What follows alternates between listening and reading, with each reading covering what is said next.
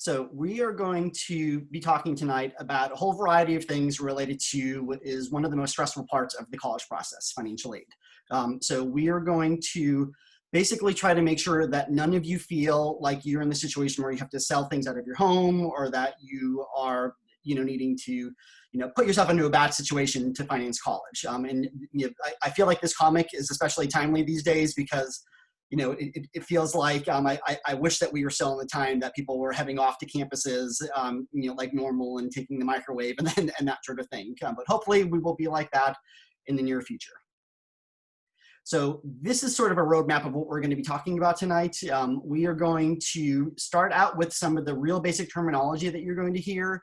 And throughout the presentation, we're going to talk about a lot of the different, you'll hear there's a lot of acronyms and jargon related to financial aid. So we're going to try to make sure that those aren't things that are unfamiliar for you when you hear them.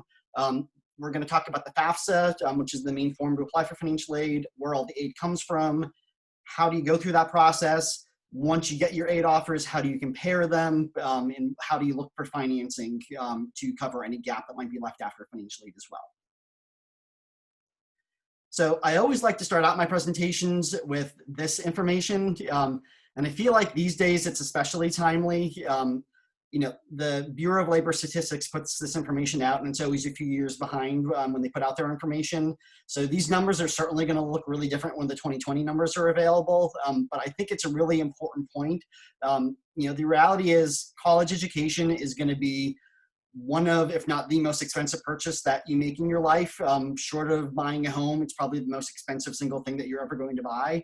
And it's important that while it's a very valuable thing, it's not something you want to enter into lightly, and it's something that you want to make sure that you're doing with your eyes open and considering ways that you can help make it more affordable. But I think that when you're sort of weighing those options, this is really relevant information, and that shows that as your level of education gets higher, not only is your income higher, but I think especially these days, more importantly, the unemployment rate is much lower as you attain a higher level of education. So while it is absolutely a very expensive investment, it is an investment and it's very worthwhile. So what do we mean when we talk about financial aid? Really, financial aid is going to be any sort of funding that helps to pay for college. So of course, that's going to include free money like grants and scholarships, but it also includes what's called self-help aid. So things like loan and student employment, which is called campus work study. One of the things that you're going to oftentimes hear schools talk about is merit-based aid and need-based aid. And essentially, merit-based aid is any sort of scholarship that is awarded because of some criteria. So it might be academics is a very common reason. Schools can really award scholarships for anything that they want to recruit for, though. So it could also be things like skills, talents. Some schools, Division I and II schools, can offer athletics scholarships. But the important thing to know about merit-based aid is that it usually does not need to be repaid, and it usually renews from year to year. So it's not something that you have to constantly reapply for. So there might be criteria you have to meet to maintain it, like keeping a certain GPA, but usually merit-based aid is really a fantastic thing because it's something that that you can count on all 4 years while you're in school. Need-based aid, on the other hand, as you can tell by the name, is something that's designed based on your financial need.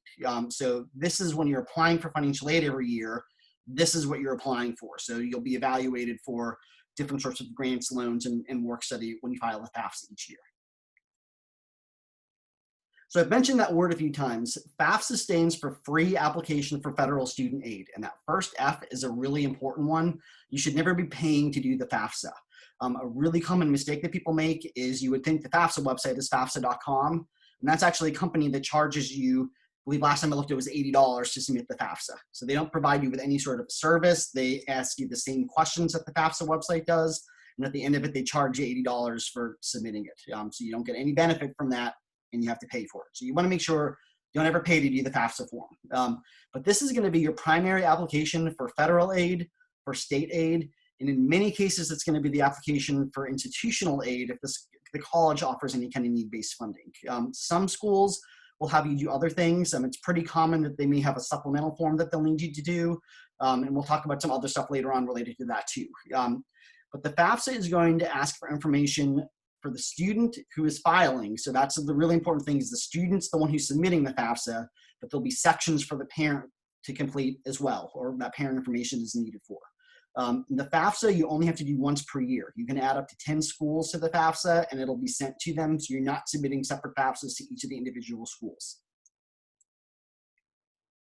So the actual website that you go to do the FAFSA, as well as many other types of things related to federal financial aid, is studentaid.gov. It's really important to know that you don't have to be accepted to the schools to submit your FAFSA to them, so you can go ahead and do the FAFSA at any point. And there will be some questions that they're going to ask you that are going to determine if you can use what's called IRS data retrieval. I highly, highly encourage you to do that, because that just loads the information right from the IRS database into the FAFSA. The most difficult part of the FAFSA is the income sections, and this does that work for you. So if you're able to use a data retrieval, you absolutely want to do that. So for students who are seniors this year, the FAFSA actually goes live tomorrow. So you can start to do the FAFSA essentially anytime after midnight tonight. And you can either do that. FAFSA.gov is the old website, and that'll take you to studentaid.gov, or you can go directly to studentaid.gov, and in their menu, you'll see the option to do the FAFSA form. The way that the FAFSA works is they look at 2-year prior information. So it's not going to be the taxes that you'll be filing at the end of this year. It's the 2019 taxes that you actually will be using when you're doing the FAFSA form. So a really important thing to know is you may be in a situation, especially these days, that the income, now that it's 2 years old, might not really be reflective of what the current reality is. And if that is the case, you want to just make sure that you speak to the financial aid offices at the schools that you're applying for, and they usually will have a system in place in order to account for that sort of thing. When you're filing the FAFSA, you log into the FAFSA system with what's called an FSA ID. So the student will have this ID, which is a login and password, and that essentially acts as the signature for the FAFSA form. And when you submit the FAFSA form, there's going to be a student signature at the end and a parent signature. So that means that the parent also needs an FSA ID. If you had done a FAFSA in prior years, you may remember something that was called a federal PIN.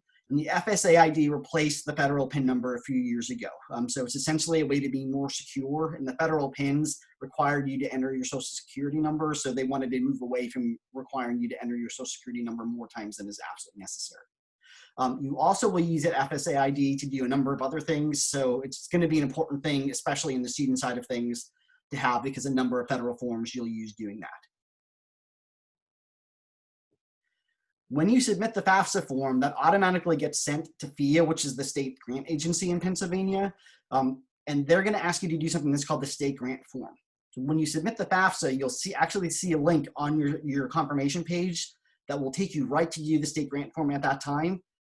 It's definitely great to do it, and then you don't have to remember to do it later. But if you do not submit the state grant form at the time you do the FAFSA, they'll let you do it usually within about 1 to 2 days after submitting the FAFSA. It'll become available to do on FIA's website, and they will start to send notices out usually sometime in the late spring if you haven't completed it by that point.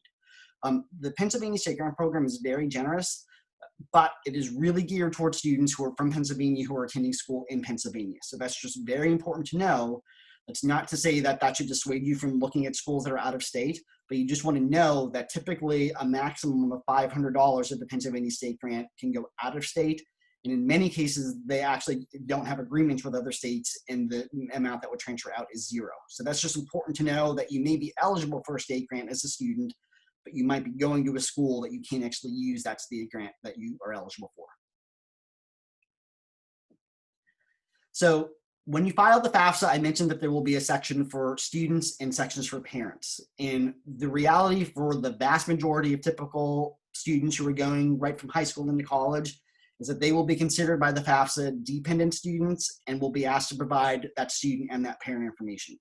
So there will be a number of questions that are yes or no questions that the FAFSA will ask you. And if the student can answer yes to any of these, they're considered independent. And if that's the case, they don't require any parent information. It would just be the student's information and their spouse if they're married. So I'm not going to read through all of these on there, but sort of the big one is the age one. You have to be 24 years of age or older to be considered independent. So It's very unusual for somebody who is sort of a traditional college student to be considered an independent student. That's typically folks who are coming back to school as adults that would be considered independent students. If you are in a situation where there is a divorce or a legal separation, the FAFSA only asks for the custodial parent's information. So the non-custodial parent does not get listed on the FAFSA and none of their information gets reported. However, if the custodial parent is remarried, their new spouse is considered a parent for the FAFSA and their information would have to be reported on the FAFSA form. And similarly, if it is a same-sex couple, but if it's a legal marriage, both incomes have to be listed in the FAFSA form and both people would be listed as parents. So when you submit your FAFSA form, they're going to be used by the schools to calculate your financial need and your eligibility for financial aid. And what you see on the screen right now is in its most basic form, how financial aid is calculated. So the cost of attendance is going to be the starting point, and that is everything that you're going to see in your bill. So things like tuitions, fees, room and board, but you're also going to see a number of estimates that are not things that you'll be billed for, but are things that you're going to have to spend money on over the course of the year. So things like books and supplies, personal expenses, transportation to and from campus, those sorts of things are also factored into the cost of attendance. So that cost of attendance number is higher than what your actual bill is. And from that cost of attendance, they subtract away something that's called the expected family contribution, and that generates what your financial need is. And schools are going to do the best that they can to meet as much of your financial need as possible with the resources that they have. So what is that expected family contribution? I will say that that is probably one of my least favorite terms in all of financial aid, because it makes it seem like that's the number that you're going to pay to go to school. And that is not at all what that number is. It's basically an indicator of your financial need. And that EFC number is going to be the same at every single school that you look at. So if your EFC, for example, is $5,000, that doesn't mean that you're going to pay $5,000 because you might be looking at, University of Pennsylvania and CCP. And your costs at those two institutions are going to be very different. So Penn very likely would be more than $5,000, CCP being more in line with that. So it's important to know that that number doesn't really tell you anything. It's just a basis for schools to use to determine your financial need. So these are the things that the FAFSA looks at. And in relative order of importance is how I have them listed. So the most important factor in the FAFSA is taxable income. So the things that are going to come from that IRS import. They also are going to look at things like untaxed income. So if you have any other sorts of benefits, they will ask you questions about that. How many people are in your family and how many of those people in your family are going to college if they're dependent students are also going to be looked at. And then the last thing that the FAFSA will look at is assets. Now, assets are one of the things that people oftentimes get most stressed about when they're trying to determine, what do I need to put on the FAFSA form? And the really important thing to know is that there's some major exclusions from assets. So essentially an asset is going to be any kind of like checking, savings account, any kind of cash account. If you have real estate other than your primary home, that'll count. If you have any kind of stocks, bonds, those sorts of things. But the two big exclusions to this are going to be the value of your primary home, and if you have anything that's a designated retirement account, so things like IRAs, 401k plans, that sort of thing, those are excluded from the FAFSA. And for most people, their home and their 401k plan are the two biggest assets. So that means that in many cases, your largest assets don't get listed on the FAFSA form. When you are listing your assets, they are going to ask for the parent assets and the student assets. The parent assets are protected by an asset protection allowance. So there is a small portion of the assets that get excluded in any situation for the parents. And then once you're above that point, then they're going to count 12% of your assets towards the expected family contribution. Student assets, on the other hand, are counted much more harshly, and there is no protection allowance, and 20% of the student's assets get counted right towards the EFC. So the important thing to know about assets is they will ask you for the value of those things as of the day that you file the FAFSA. So you most certainly don't want to, be misleading about what you have. But if you have something that you're going to be spending money on, so especially in the case of students, they might be saving up money for You know, maybe I want to get a new laptop before I go to school, or, you know, I'm going to get a new car when I graduate, or something like that. You know, like I said, you don't want to be misleading in any way, but if you have something that you're planning to purchase anyway, it could be to your advantage to do that before you file the FAFSA form, especially on the student side of things. So you don't want to move money back and forth from one account to the other.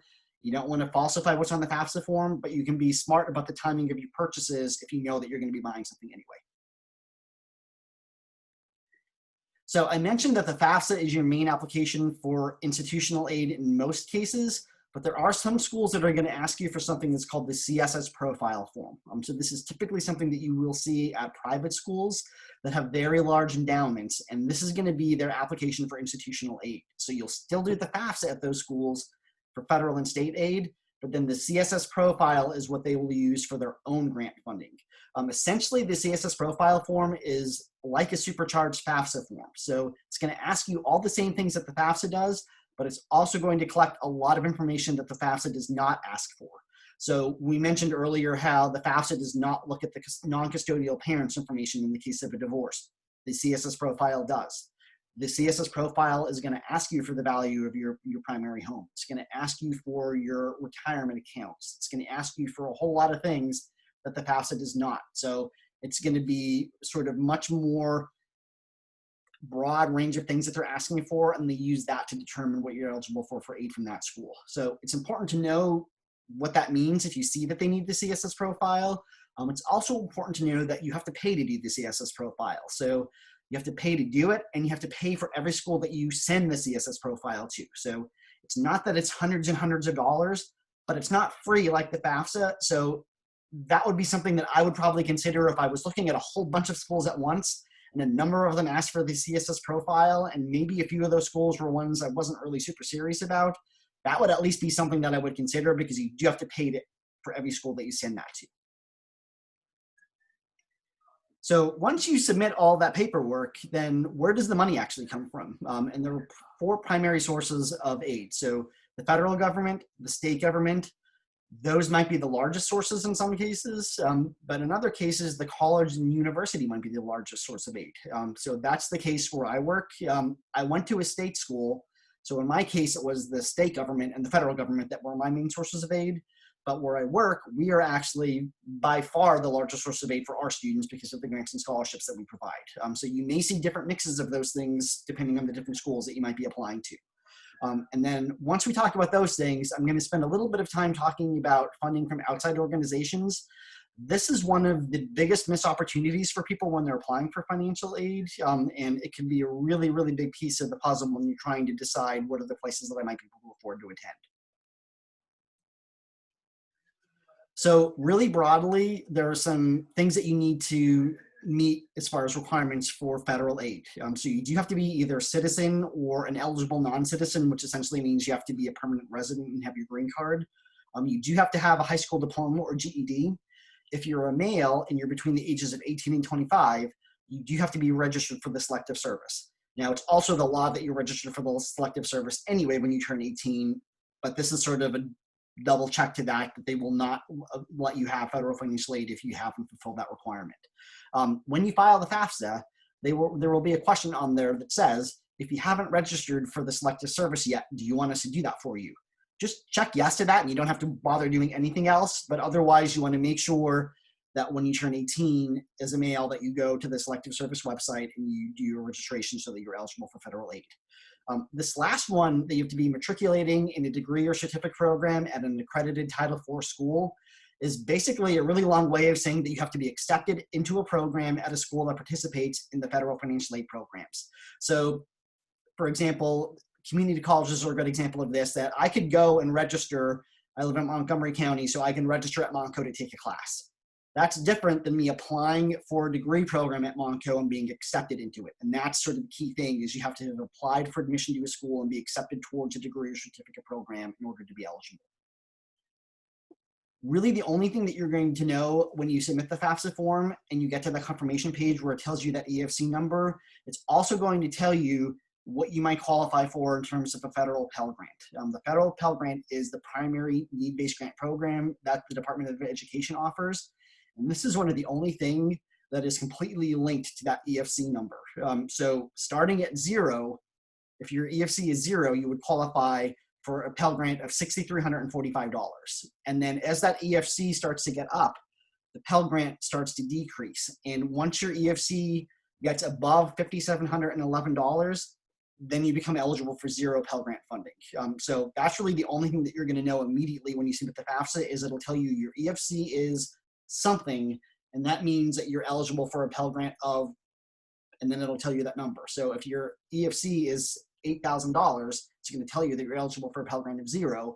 But if your EFC is $5,711 or less, it would tell you that you're eligible for some sort of a Pell Grant amount. The Pell Grant is something that, because it's linked to that EFC, every year when you file the FAFSA, your EFC may be a little bit different, even if your income is really similar.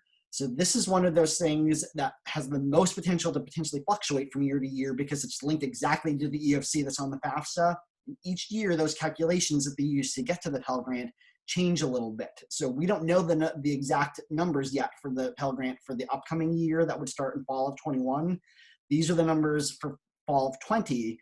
And those numbers did change a little bit. So the Pell Grant maximum went up by about $200, and that EFC went up by a couple $100 as well. So these numbers may be a little bit different for the fall of 21, and they usually change a little bit from year to year. The federal direct Stafford loans are going to be the one type of aid that essentially everybody's always going to see as part of their financial aid package. This is the primary type of federal aid. And there are a few important points about the Stafford loan. So it is in the student's name. There is no credit check. There's no minimum or maximum income requirements. Essentially, everybody is eligible for the Stafford loans as long as you meet those requirements for federal aid. The way that these loans work, as long as the student is enrolled at least half time, those loans would not be in repayment while the student's in school. And then there's a 6-month grace period after graduation before repayments start. The way that the Stafford loans work interest rate wise is they have a fixed rate, but it changes from year to year. So the term that they use for that is variable fixed, which is an oxymoron and an absolutely terrible way to describe that. But what that means is, for example, this year, Stafford loans that are taken out this year are fixed at 2.75%. When July 1st of 2021 comes, they will set what the rate for loans that are made in the upcoming academic year are, and then the loans for this year will be locked in at 2.75%, but then whatever next year's rate or what the loans that are made next year will be locked in on. So every year you're going to have a little bit of a different rate on your Stafford loans, but those rates are locked in for those loans until you pay them off. All of the federal loans also have what's called an origination fee that comes out of them. So this is money that the Department of Education deducts from the loans before they send the funds to the school. So it's just important to know that. For the Stafford loans, it's roughly 1%. So if you borrow $1,000, for example, what they'll actually send to us is $990. So sometimes it can be a little bit confusing when you see those numbers are a little bit different when you actually see them on your bill. And that's why. It's because that fee that comes off of there. One of the terms that you'll hear a lot when you're talking about financial aid is subsidized loans and unsubsidized loans.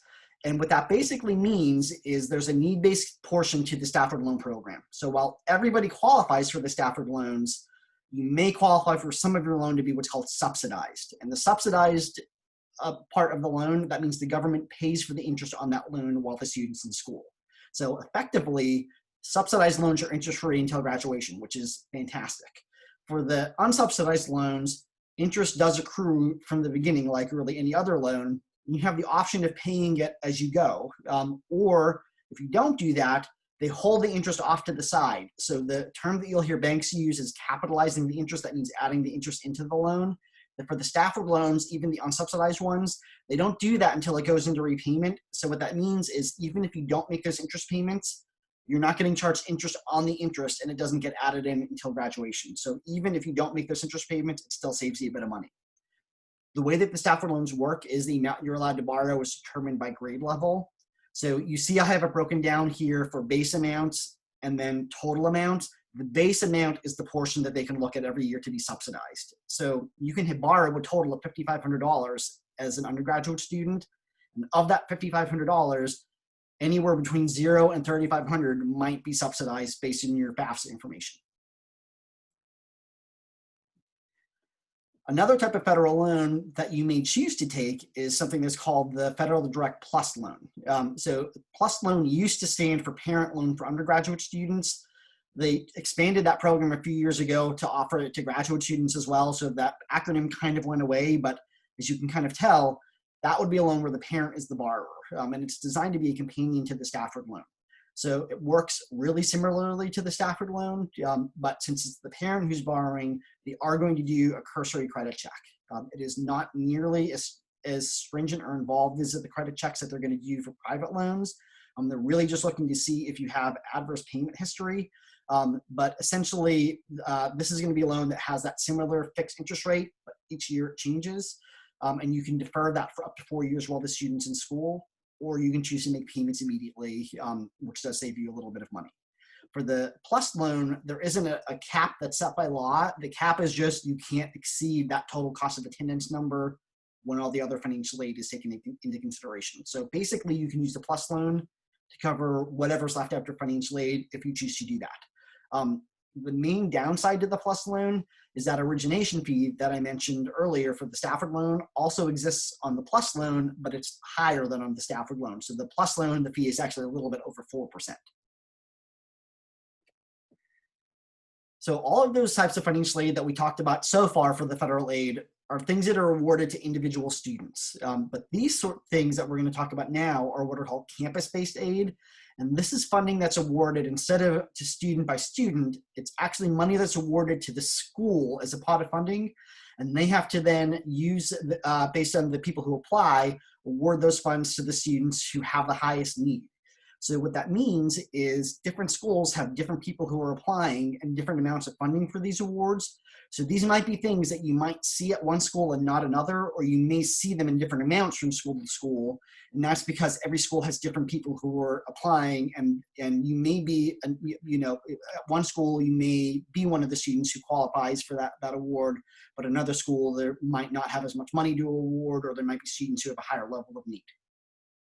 The SEOG grant is kind of like a supplemental Pell Grant. So you typically will not see this unless you already have a Pell Grant eligibility, and usually in most cases the highest Pell Grant eligibility. But it's really awarded to students who have sort of an exceptional level of financial need.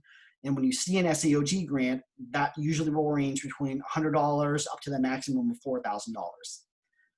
Work study, on the other hand, is something that far more people will see as part of their financial aid awards. And this is, I mentioned earlier, the different types of self-help aid. So this is essentially money that is available for you to earn by working a job on campus.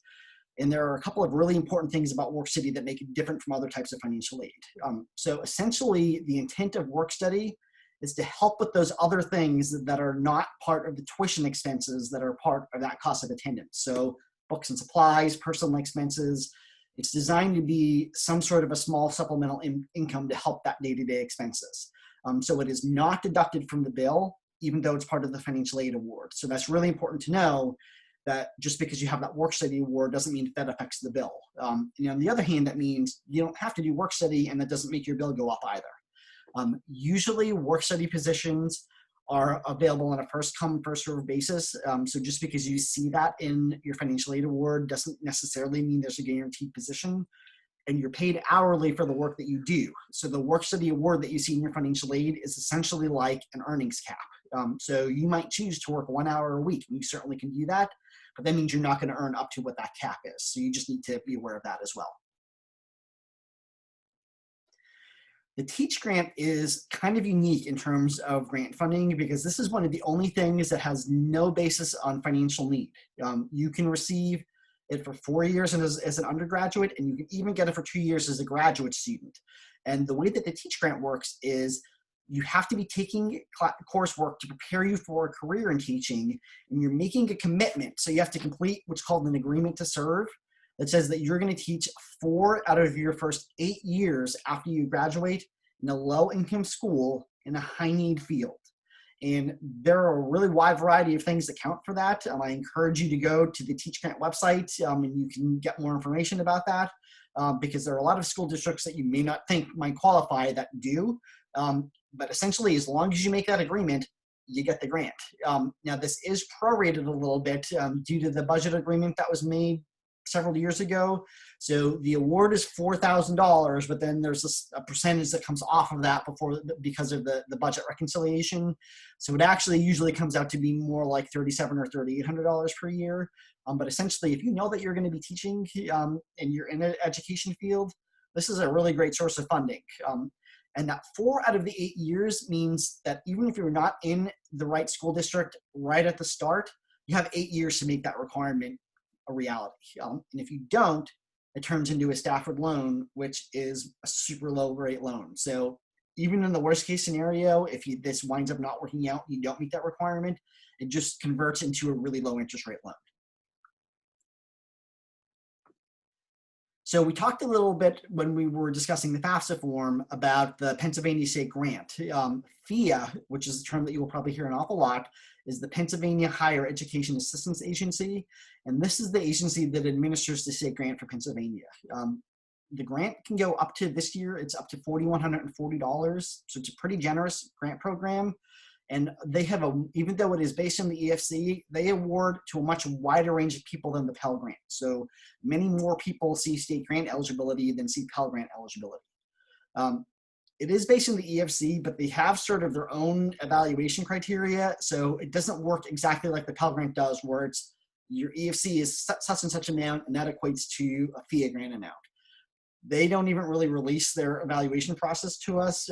We just kind of see what their awards are. So what will happen is when you file the FAFSA and schools start to evaluate your financial aid, FIA puts out an estimator, and they use your information from your FAFSA, and that gives them a ballpark of what your FIA grant will likely be. But you don't know your exact FIA grant amount until they make their awards, which is usually sometime over the summer. It depends on when the state budget is passed. It used to be that you would know your FIA grant amount in May, but now it's the last several years that's been pushed back further than it used to be. So it's usually sometime over the summer that they make their actual awards. One really, really important thing to know is that your FAFSA must be processed by May 1st every year in order to be evaluated for the Pennsylvania State Grant. They do not make any exceptions to that.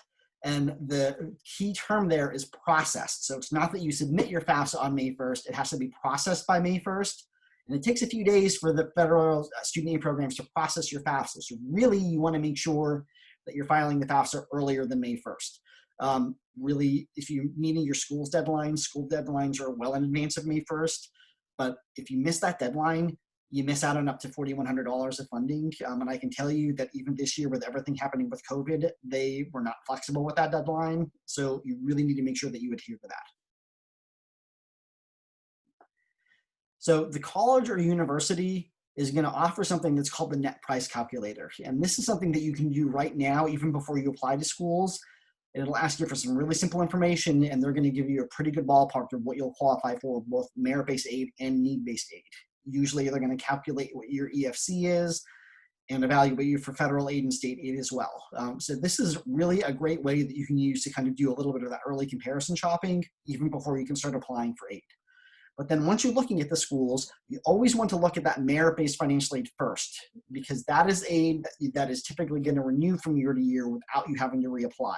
So that is basically money in the bank that you know that you're going to have, even if your financial situation changes really drastically or something else changes that impacts your need-based aid. Merit-based aid is something that you know that you're going to be able to rely on. You want to make sure that you know how do you apply, if there's any sort of deadlines that are different than their admissions deadlines. Are there applications that are different than the admissions application? Are there a limited number of awards? And then what criteria do you need to meet in order to get that renewal?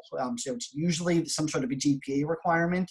And it's important to know that if the GPA requirement is really, really stringent, that's something that you need to make sure that you're aware of, because that might mean that you would be at risk of losing your scholarship if you have a bad semester. So it's just really important to know what are those criteria that you need to keep that renewal.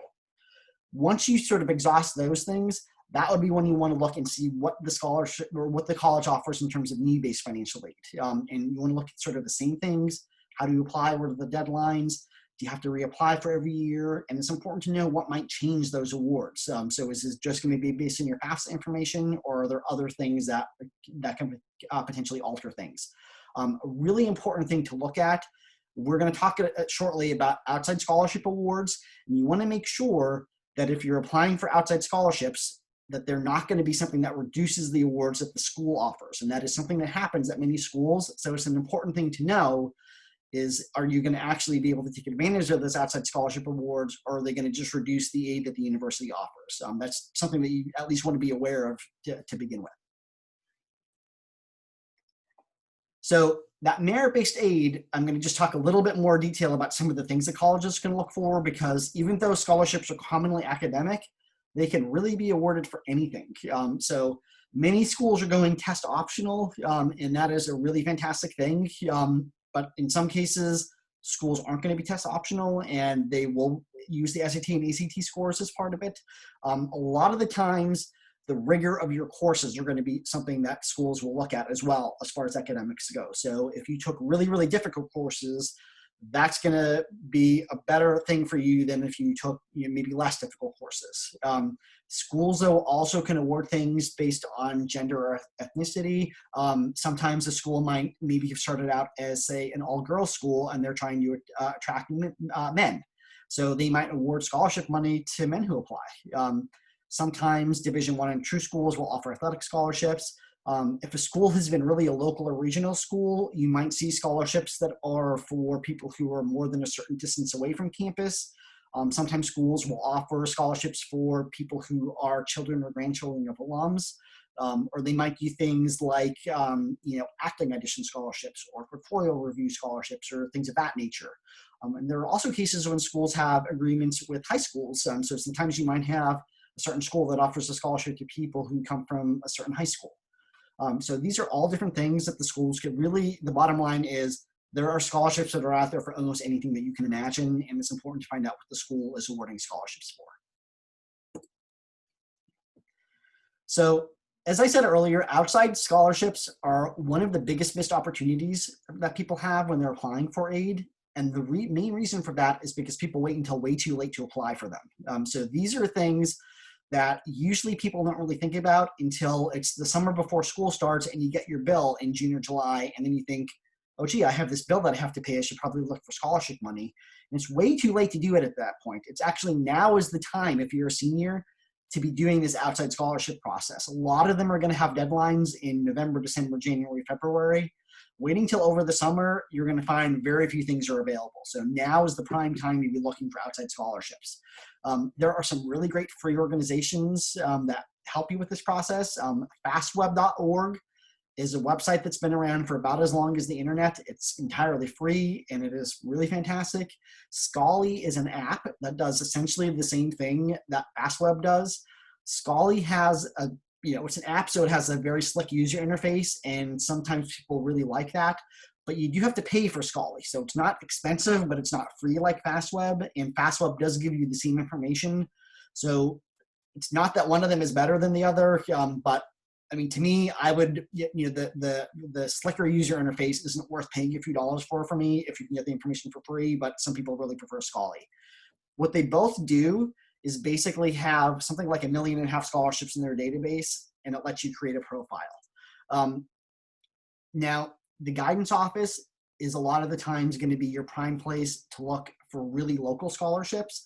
So whether they have a website or a blog or something of that nature, that could be a really fantastic resource. And what you want to make sure that you do is when you get these awards, that you let the financial aid office at the school know so that they can use that as far as listing it on your bill when your bill gets sent out and that sort of thing. So I mentioned that these let you create a profile, and they have something like 1.5 million to 2 million scholarships, and that can be really, really overwhelming to search through. So what you do based on your profile is they're going to go into their database, and you might get a list of 200 or 300 scholarships that you potentially meet the criteria for. And that makes the process of deciding what to apply for a lot easier. So certainly you should apply to as many of them as you possibly can. But the better that you make your profile, the better that your results are going to be. And then you can still choose then which ones you actually want to apply for. Every one of these organizations is going to have its own process as far as applications go. And you always want to make sure that you have somebody other than yourself proofread your essays. I used to, years and years ago, do admission review at Arcadia. And every year there would always be a few applications that I would get that the essay would talk about how excited they were to apply to Temple or something like that. And that's great, but you don't want to make that mistake, especially when you're doing something like applying for money. So you want to make sure somebody else besides you proofreading is going to catch things that aren't necessarily caught by spell check, but might be a big influence on your essay quality. That being said, though, a lot of them ask really similar questions. So save your essays and you can start to use them for more scholarship applications. Really, one fantastic essay is going to be super valuable for you rather than just kind of churning them out for every application. Is reusing one really good essay is going to get you a lot of mileage. And you're going to find that there are scholarships out there for almost anything that you can think of. I got a scholarship that was for, from FastWeb, that was for people who were of Italian descent, who were going to be studying my major, who were from my county. And I have seen scholarships at Arcadia for things for pretty much any kind of background that you can imagine. I saw once somebody who had a scholarship because they were left-handed, somebody because they were a redhead.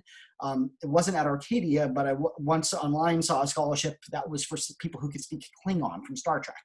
So there are scholarships that are out there for anything, and your profile being detailed is what's going to surface those.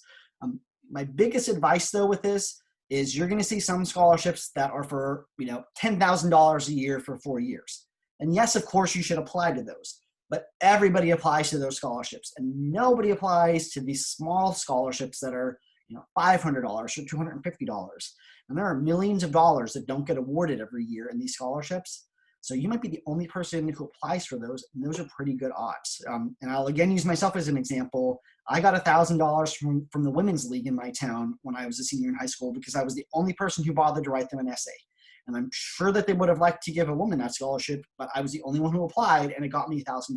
So I have seen people, my philosophy always is $500 is your bucks, and that's money that you don't have to worry about someplace else. But I have seen many, many times over the years, people get 500 here and 250 there and 1,000 there, and they have $8, $9, $10, $11, $12,000 in scholarships. And these are things, because they're from outside sources, they're not specific to a school. So the way that I look at outside scholarships when you're applying for college is, the reality is cost is going to be one of the most important factors for people when they're looking at schools.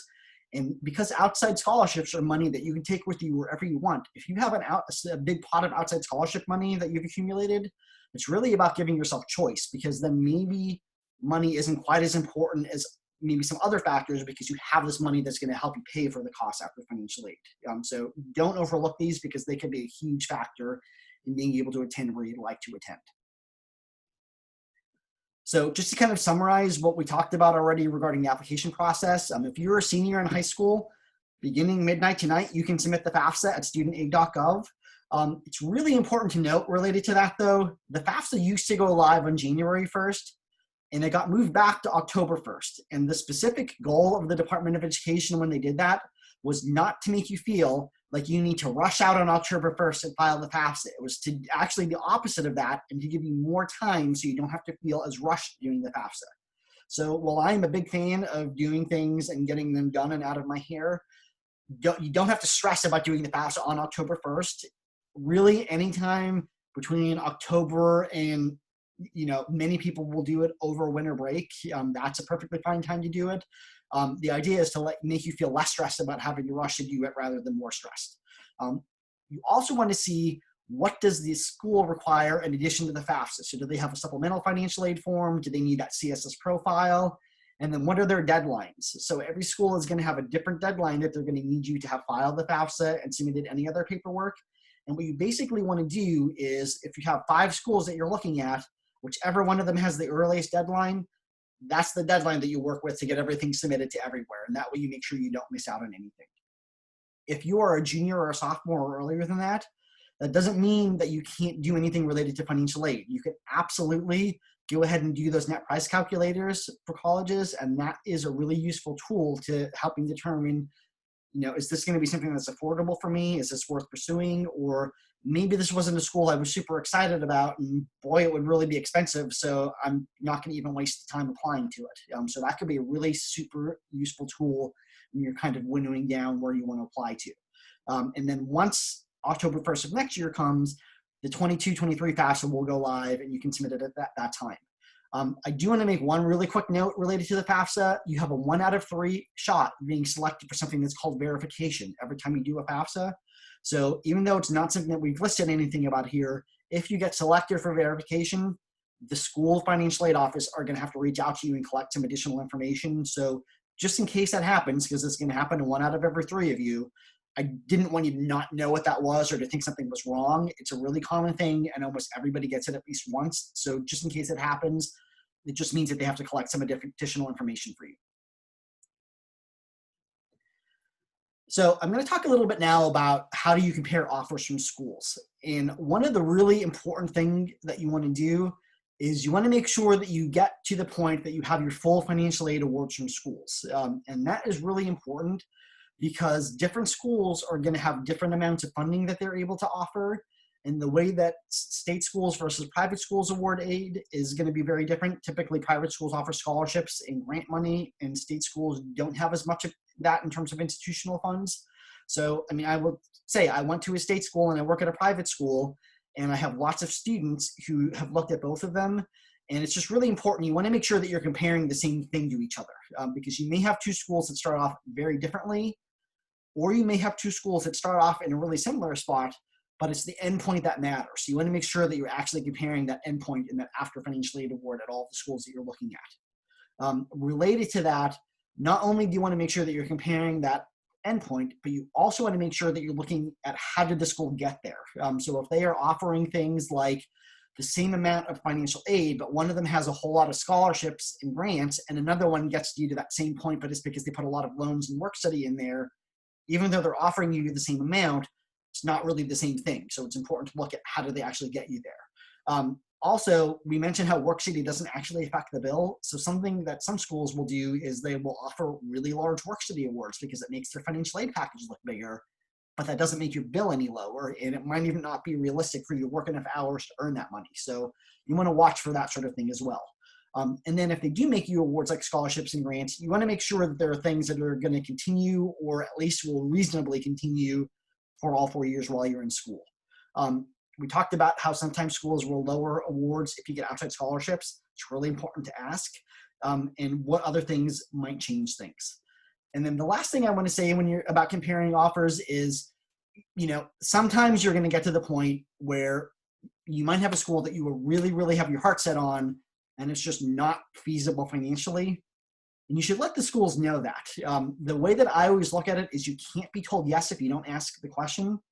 And they may say that they can't do anything to help you, or they may not be able to help you enough to make it feasible, but you don't know if you don't ask. So it never hurts to do that. The worst position that you're going to be in is the same that you would have been anyway without asking. So you should always ask that question if you're in a situation where things just aren't feasible for you based on the financial aid that's available at the moment.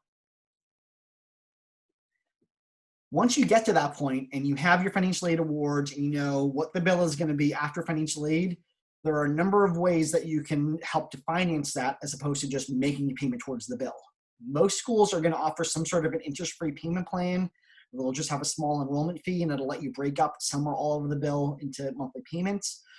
We mentioned that PLUS loan earlier, but a very common thing that people will do are what are called alternative student loans. And that's usually when people are talking about student loans, what they're referring to. And it's basically any loan that is through a bank or private lending institution, and that's typically going to be in the student's name, although there are a few alternative loans that are out there for parents now. When the student is borrowing an alternative loan, they're going to need somebody creditworthy as a cosigner typically, unless they have their own established credit history and usually a full-time job.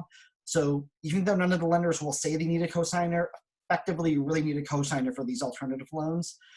You're going to have the option of either variable rates or fixed rates. Variable rates are going to be based on either the prime or the LIBOR rate. Fixed rates are going to be something that are just the published interest rate that they give. But the thing that is sort of tricky about these is the rate that you get, whether you pick variable or fixed rate, could vary because they have a range of interest rate, and where you fall in that range is going to be based on the credit of the cosigner. Usually these loans offer their best rate to be very competitive or even better than the PLUS loan, but not everybody gets that rate. So these are loans that sometimes could be a really great option for you and will give you a better rate. but sometimes they may not be nearly as competitive as the PLUS loan. So you want to make sure you're weighing those factors when you're comparing them. These are loans, because they're in the student's name, that they're going to typically be deferred until 6 months after graduation automatically. And like the PLUS loan, you can borrow them for up to that cost of attendance less your other financial aid, so you can use them to cover all of your expenses. So when you're looking at borrowing loans to cover school, there are a number of things that you want to be thinking about. So this is something that nobody really sort of thinks about this until they're a senior in college and they're graduating. Really, you should be looking at this when you're actually starting school, is you want to look and be realistic about how much are you going to make when you graduate. And that's going to be really helpful when you're deciding, is it really going to be worth it for me or doable for me to go into a certain level of debt for this? So, you know, if you are going into a field like you're going into engineering or you're going to be a doctor, you might be able to handle more of a debt load than somebody who is maybe going into something that might be super rewarding but doesn't have that same level of income. And that's important to know, and something that you should be thinking about when you're determining, is it going to be reasonable for me to take out a loan of a certain amount? The Bureau of Labor Statistics has a really great tool for doing that. Lots of other free websites do it, but that's definitely something that I really recommend doing if you haven't done it yet, is take a look and see what you might expect to make when you graduate, and you should use that to inform your borrowing decision and how much debt you're comfortable taking on as part of the school process. Related to that, you want to keep in mind that the financial aid award is going to be for a year, but you're going to be in school for 4 years. So if you're going to need to borrow a certain amount, you really need to be thinking about borrowing 4 times that amount as what you're actually going to be borrowing. So if you have a $10,000 gap that you need to borrow a loan for, that really means $40,000. You also want to take a few minutes to take a look at what does the loan payment look like for that. So if you borrowed the Stafford loans, just the Stafford loans for all 4 years, if they were at a 6.8% interest rate, which is the highest that they've been lately, that would equal to roughly $310 a month in payments. So what's important to know is you borrow beyond the Stafford loans, you would have that $300 payments from the Stafford loans plus whatever else you're borrowing over the course of 4 years. So you really want to make sure that you're thinking of it in those terms when you're looking at how much debt that you're going to take on. So student loans are not necessarily an evil thing. I mean, as much as I would have loved to not have to take out student loans, I wouldn't have been able to go to school without them. And it was, you know, I wouldn't have the job that I have that I love without having borrowed student loans. So they're not an evil thing, but you want to be smart about how you get into them, and you want to make sure that you don't overburden yourself with loans that aren't going to be reasonable for you to be able to repay. There are really great student loan repayment estimators, studentloans.gov, FinAid.org, which is a free resource. But if you Google student loan repayment calculator, you're going to have 100 results that are going to give you the same information, and it's really worth your time using that. You want to be very, very prudent about what you borrow. Even though you can borrow up to that cost of attendance, which is higher than your tuition, that doesn't mean that you should. If you don't need extra money to cover things like books, or if you have some other funds that you can put towards the balance, that doesn't mean that you should just always max out your loans. You want to only borrow what you absolutely need. And you want to make sure that you're aware of what those loan terms are and how much you're actually borrowing. So if you haven't done so yet, you can apply for an FSA ID at studentaid.gov for both the student and the parent, and that way you'll be ready to go for the FAFSA form and you don't have to worry about doing that later. You should absolutely start investigating those outside scholarships if you haven't done so yet. Guidance office, libraries oftentimes have online boards that list local scholarships, fastball.org and Scholly. Make sure you start to do that now. Go to the net prize calculators for all the schools that you're interested in, and you can get that early estimate of what your financial aid awards are going to be. And then if you're a senior anytime after October 1st, go ahead and file that FAFSA and you can get that process started. So I wanted to sort of wrap up with a few really important reminders, and then we're going to move into the Q&A section. So we talked about this right at the beginning. Make sure you go to studentaid.gov. Don't go to FAFSA.com. Don't pay $80 to do your FAFSA form, please. Same thing is true that you want to be very cautious about anything that asks you to submit a payment. Don't forget that May 1st deadline for the Pennsylvania State Grant. Every year, I have a dozen or 2 dozen students, and I mean, we are super proactive at my school, so we really, really bug you probably 10 or 15 times over the course of the spring about making sure you don't miss that FAFSA deadline as it comes up. But every year I have a dozen or 2 dozen students who, as a first year student, had a $4,000 some FIA grant, and then they don't file their FAFSA until after May 1st, and they miss out on that. So now that's $4,000 more that they have to pay that they wouldn't have otherwise. So super important. Always make sure you're cautious of that May 1st deadline. Start researching those outside scholarships right away. You want to be very cautious about services that offer to help you with the financial aid process for a fee. So a very common thing that you'll see is, I guarantee that if you pay me $100, I will get your student at least $5,500 in financial aid. And they're not lying, because everybody qualifies for a $5,500 Stafford loan. But that's not what most people think that they're getting when they pay for that service. So it's really, be very cautious whenever any kind of consultant is asking to, help you with this process for a fee. We will do that same stuff for you without charging you anything. So make sure you take advantage of the financial aid offices. That's what we're here for. Nobody does this. Financial aid is not a glamorous profession, and it's not something that we make millions of dollars doing. Nobody's doing financial aid for any other reason than they are very passionate about helping students achieve their educational goals. And we love to help you through the process. So make sure you take advantage of it. It's a great free resource. Ask us questions when you have them. If you're not sure about something, reach out to us and we'll walk you through the process. It's really important, and I talked about this a few times kind of on the fringes, but it's really, really important that the student is involved in the process the entire way. They are the ones who are submitting the FAFSA form, so you absolutely should not be submitting the FAFSA without the student there. They're the borrower for most loans. Schools are typically going to direct communication to the student about things. Sometimes they're required to do that by law because they are legally adults. Sometimes schools will have even more stringent policies of their own about how they'll release information. So the student really needs to be informed about the finances. And sort of not even related to that, but we talked about how sometimes you might be looking at a place and it's just not really financially feasible. If the student's been involved in that the entire time, and they have been there while you're filing the FAFSA and as you're getting your financial aid awards, and they're an active participant in the process, that makes those sorts of conversations a lot easier, because they're already aware of the financial realities of what are the awards I'm getting, how much am I going to have to pay for these places, instead of just going along thinking this is the place that I want to go and having no idea that financially it just might not really make a lot of sense. So that makes those sorts of conversations a whole lot easier if the student's been involved as well. It's really, really important that you stay informed and paying attention to things that are sent to you. I know, these days it's all electronic. When I was going into school, we basically didn't eat at my dining room table for about a year because we had so much overwhelming amounts of information come from all the schools that I was looking at. Now it's just you get an overwhelming amount of emails and texts and that sort of thing. But if the financial aid office is sending you something, it's usually because it's really important information for you to know, or they're trying to give you some sort of a call to action to submit something or let you know about a deadline. And you want to make sure that you don't put yourself in a position that you miss out on some sort of aid, like that Pennsylvania State grant deadline, because you didn't file something on time. So just make sure that if you're getting sent something by the financial aid office, that you pay attention to those things. It's also really important to know that, I said that we are all very passionate about helping students. So make sure that you take advantage of that. People a lot of times sort of feel like they shouldn't ask questions, or they're afraid to ask questions.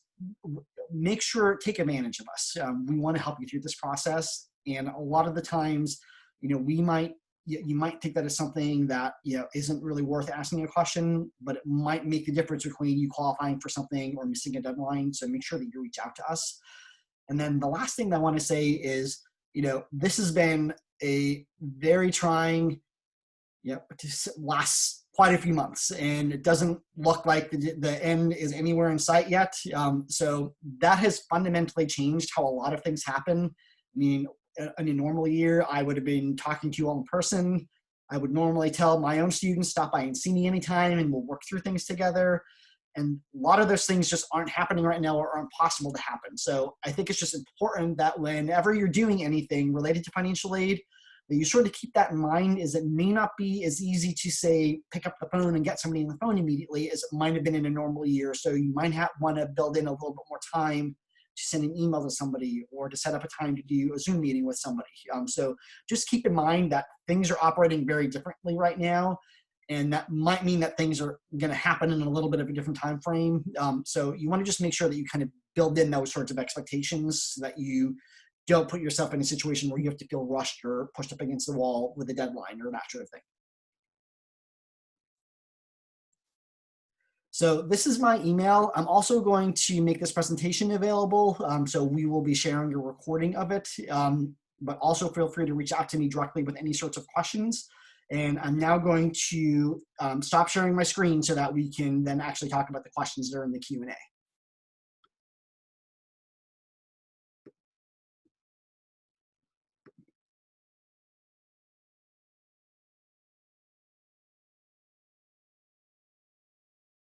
Okay, so it looks like my wonderful co-panelists have done a really great job of answering a lot of the questions. So I'm going to just kind of touch on a few of the ones that are open, and then I'm going to touch on a few of the ones that were answered already.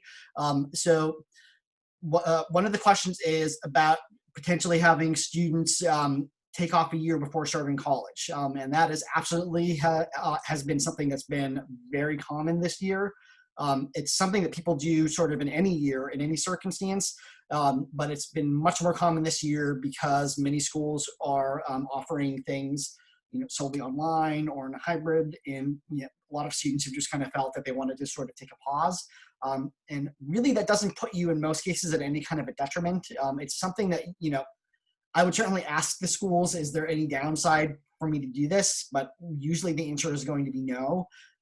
I know that there have been a lot of programs that have been offered so like for us, we at Arcadia, we offered a program called the Gap Year, which was kind of designed to be sort of a middle ground for that sort of thing, that students would, instead of starting in fall of 2020, they would start in fall of 2021, but they would take a few classes at Arcadia in the meantime at a reduced rate. So there are a lot of schools that have done sort of programs like that as well. That might be a good option for some folks. And then sort of related to that is, maybe instead of starting at your, 4-year college as a first-year student, you might choose to do, community college for a year or two. That's a very common thing that people will do, even in sort of any kind of year. I hate using the word normal, but in sort of a more typical year. But it's absolutely something that you can do, and there's usually no detriment to doing it if you don't feel like it's the right time for you to go right into a full-time career. So there's a question, what is the maximum income to be eligible for financial aid? And the answer is there's not really any answer to that question. Because of the things that go into the financial aid evaluation process, they are going to not only look at your income information, but they look at a number of other things, such as the family size. Schools might look at many other things besides the FAFSA information. So I will tell you some kind of really broad things, because the federal and the state guidelines are kind of more stringent than school guidelines are going to be usually when it comes to need-based financial aid. So you usually will not see the federal Pell Grant money if your family income gets much above $50,000. And the Pennsylvania state grant, you typically don't see if your income gets much above between like $80 to $110,000. So a lot of the times people will ask the question, should I even bother applying for financial aid if I don't think I'm going to get anything? And my answer is always going to be yes, for a few reasons, because those are just guidelines. So there are exceptions to those guidelines. But there are also many, many people who attend my school who do not qualify for any grant money from the federal government or the state government, and they get pretty significant grant funding from the university because we look at a lot of other factors and we have a much wider range of incomes that we award to. So it is always worth applying for aid when you first apply to school, and then you're always going to be eligible for the Stafford loans, and you may qualify for grant money that you maybe didn't think that you were going to qualify for. So you don't know until you apply. Now, if you apply for aid, you don't qualify for any kind of grant money at all, and you decide you don't want to take the Stafford loans, then at least you know, and then you're at least making an informed decision in future years when you decide, I'm not going to apply for aid in future years. So I think it's always worth doing that, at least the initial year. So I'm just going to browse through. Yep, so it looks like the other questions have all been answered very well.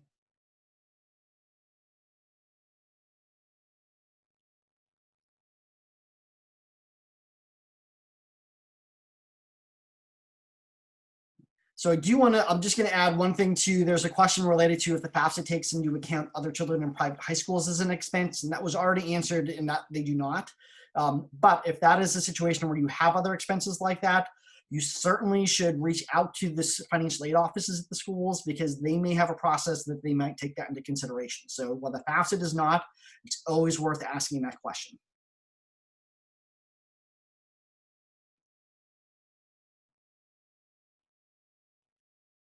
I'm just really quickly browsing.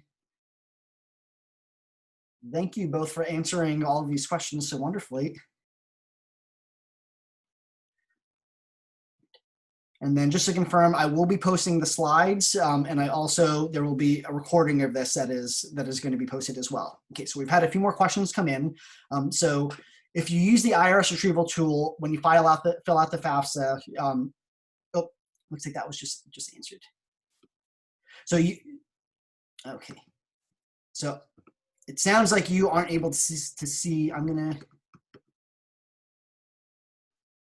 So you should be able to, when you view the Q&A tab, you should be able to click an answer tab and see all the questions that were asked already that I'm not addressing live in chat.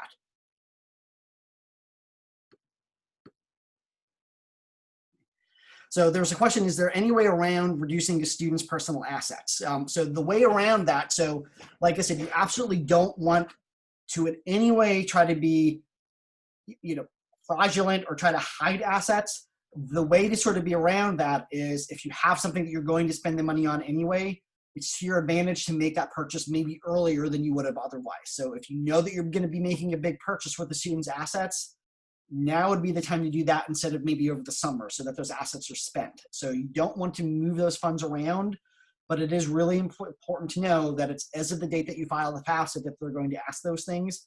So it's to your advantage to spend those funds and do so before you file the FAFSA, basically.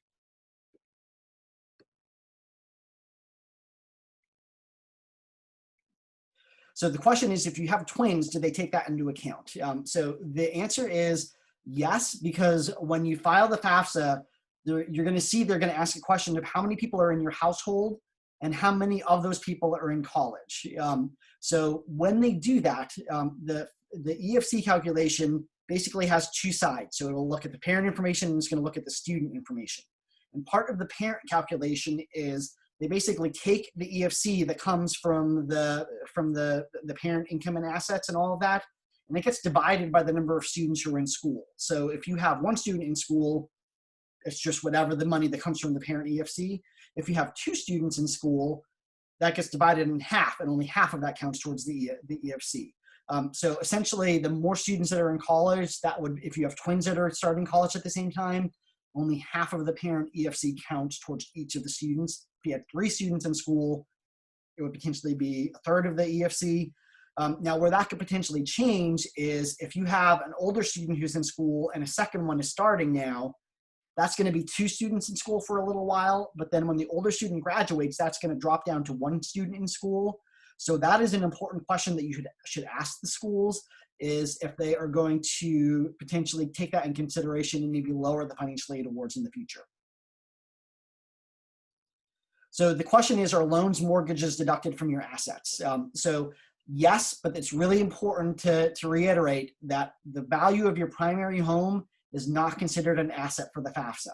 So if you have investment properties, so if you maybe have a house down the shore, or you have, an apartment complex that you, are renting out, or, another house that you're renting out. If you have a mortgage against any of those properties, it's just the net value of those. So if you had a property that was valued at $100,000 and you owed a $90,000 loan on that, then that asset would be $10,000 on the FAFSA form. But it's really important to note that it's your home mortgage and your home value don't have to get listed on the FAFSA at all. So there's a question, is you always include if your parents are still in school?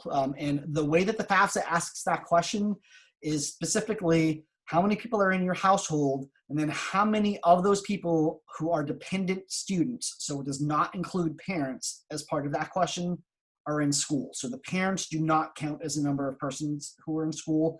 It's only the student who's filing the FAFSA and then any other dependent students who are in the household. So the question is, do checks that have been given to students from programs count as student assets? So I'm going to assume that that is related to outside scholarships.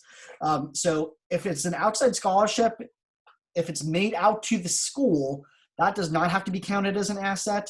If it's made out directly to the student, once that's cashed, that would, and it's in the bank account, that would have to be counted as an asset.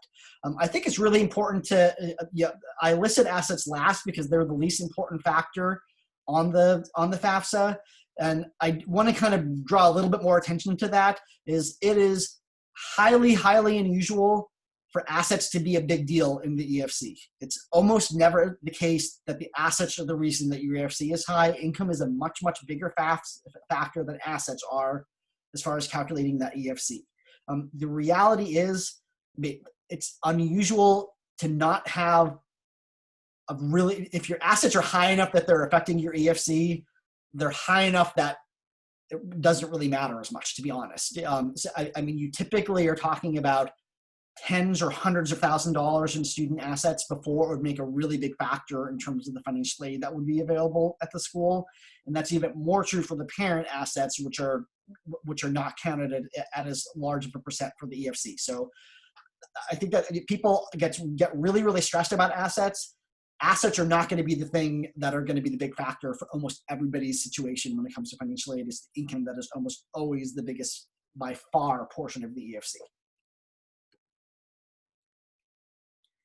So the question is, if a parent is in college right now and is going to be attending while the student is there any way to get additional financial aid from that? So the FAFSA does not count that person as a member in school, but that's going to be another example of something where it's worth asking the financial aid offices at the schools that you're applying to see if they might be able to factor that in, because in many cases they'll be able to factor that in, and they might be able to provide additional aid for that. So not directly by doing something on the FAFSA, but it absolutely is going to be something that is worth asking the financial aid offices about. So 529 accounts, the question is, how do 529 accounts apply towards financial aid? So they are considered an asset of the owner. So in most cases, that's going to be the parent is going to list that as a parent asset. In very rare cases, the student is the owner of their own 529 account. So that would mean the student opened their own account for themselves. That would be the only time that it would be listed as a parent or as a student asset. Typically, 529 plans are listed as parent assets.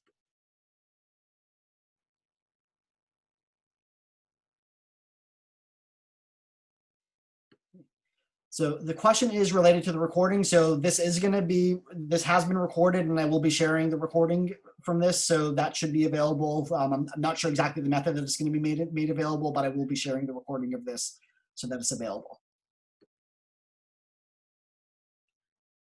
So the question is, can a student apply for financial aid and not file for student loans? So the answer is yes, but it's sort of the reverse of that. So when you apply for financial aid, you're going to be evaluated for the Stafford loans, and they're going to be offered to you. So this financial aid offices legally have to offer the Stafford loans for you, but you can choose to decline them, and nobody is ever required to take a loan. So it's not that you don't apply for loans as part of the financial aid process, but when the loans are offered to you, you can just decline them and choose not to take them. So nobody's required to take the Stafford loans. Now, the general rule of thumb, because the Stafford loans have by far the most advantageous interest rate, and many times are going to be interest-free for the subsidized portion. If you are going to borrow any loans at all, you absolutely want to take advantage of the Stafford loans before you would look at other options. But you, in no cases are you under any obligation to borrow the Stafford loans.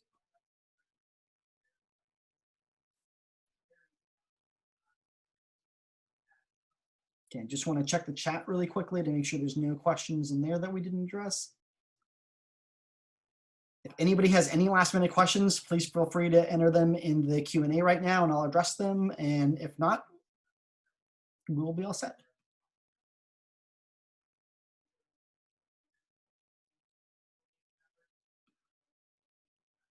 All right, thank you so much, everybody. I really appreciate it.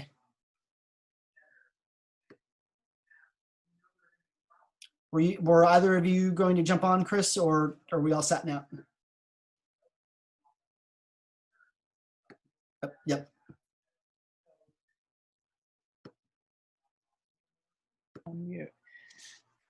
Okay, I So think you're on Dan, that. thanks so much for being here. This is my little nephew too, and the thing. There was one more question, Dan. Um, if you are on the deed to a home but not the mortgage, does it count as an asset? Yep. So it depends on if it's your primary home. So if you are on the deed to a mortgage or on the deed to a house, it would be considered an asset. So you would have to list that as an asset on the FAFSA. Yes. Okay, great. Thank you so much, all of you who participated. I know we lost a lot of participants.